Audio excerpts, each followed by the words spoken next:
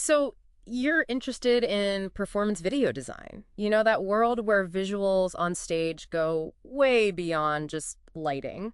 It's definitely more than just flashing lights, that's for sure. Well, today we're going to take a deep dive into this really cool blend of art and technology. We'll uncover some of the unique opportunities and maybe even challenges that someone like you might encounter. Yeah, and it's interesting because I think people hear video design and just think like giant screens at a concert or something. Right, like just projecting the drummer's face. Exactly. But it's so much more than that. And I think RoleCatcher's guide on performance video designers really digs into that. It's a whole different ballgame. Okay, so paint us a picture. When we talk performance video design, what are we actually talking about? Imagine a dancer on stage, right? But their movements are interacting with projections that react to, well, to them.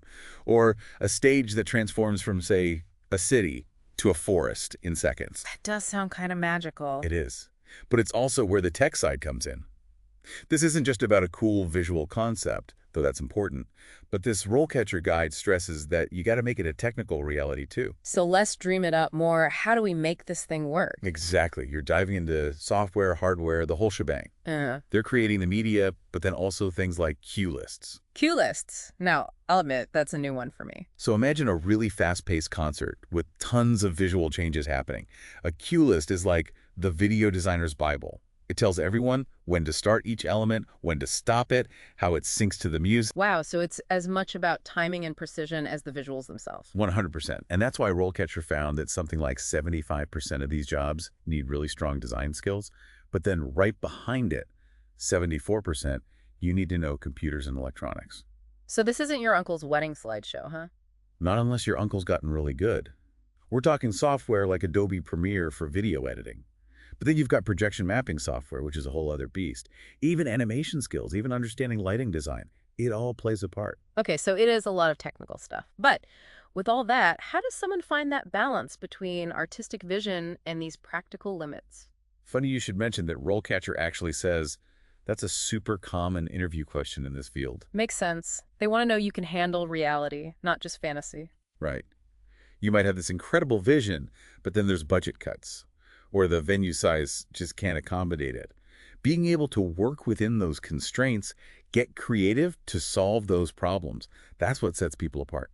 Yeah, no kidding. It's like you need to be a creative engineer or something. So let's say you've got the skills, you're feeling good about the tech. How do you actually break into performance video design? It always feels kind of mysterious, you know? Oh, it can definitely feel like a who you know kind of thing.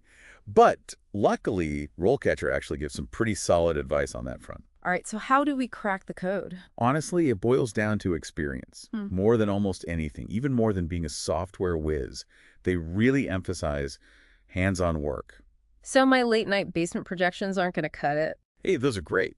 But even like a small theater production, right? You're coordinating with lighting, sound, the director's cues. Yeah. That's invaluable. It's like knowing the tool in theory versus in that live, messy reality. 100%.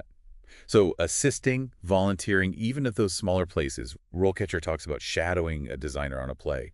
You're learning the workflow, the unexpected stuff, not just the ideal scenario. And let's be honest, with love anything, there's always unexpected stuff. Always. But then RoleCatcher maps out this career path, which I gotta say makes a lot of sense. Yeah. How does it usually go from those early gigs to, like, designing for a huge tour? So you start as a junior video designer, lots of assisting, learning the ropes. Then as you get more experience, you move up to associate designer. More responsibility, leading small projects, maybe even mentoring the newer folks coming up.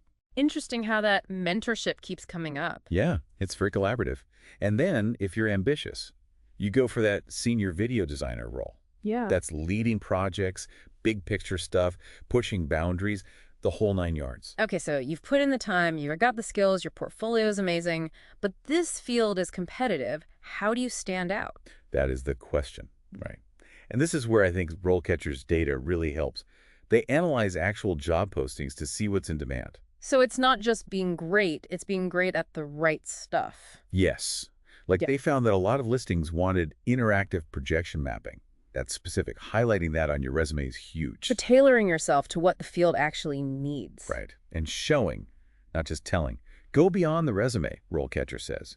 Have an online portfolio with personal projects. Let your style shine through. Because anyone can say they use After Effects, but you got to prove it. Exactly.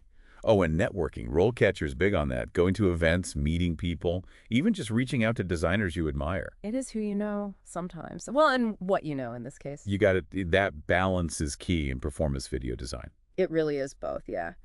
So we've talked about the skills, the career path, but this field is always changing, right? Yeah.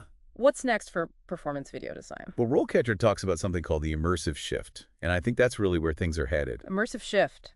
Okay, now I'm intrigued. What does that even mean for, like, the average show? Think about it. We're already spending so much time in these virtual spaces, right? On our phones, Yeah. with VR headsets. It's not that crazy to think those worlds will make their way into live performance even more. So not just watching a concert, but feeling like you're in the music video. Exactly. RoleCatcher even gives the example of like a play where through AR glasses, the audience could choose whose perspective they're seeing the story from. Oh, wow. Or a concert where what you see changes based on the audience's energy. That's Bro. wild. Yeah, it's a whole different way of thinking about the audience as part of the experience, not just watching it. And that actually brings me to what I think is the biggest takeaway from all of this. Hit me with it. The learning never stops. If you want to work in performance video design, you got to stay curious. RoleCatcher really emphasizes that. So it's not like learn these programs, you're good to go kind of thing. Nope. New tech is always coming out. So going to workshops, teaching yourself those new programs, even just seeing other shows, it all keeps you current. Keeps you from being that old Laserdisc player in my attic, I guess. Exactly. Yeah. And that's how you get to design those cool, mind-bending, immersive experiences. The more you know, the more you realize how much is out there to learn, I guess. 100%. Right. So anyone listening who's feeling inspired, just go for it. This field needs passionate people, people who love tech, love art, and love to push boundaries. If you can dream it, code it, project it. There you go. That's it.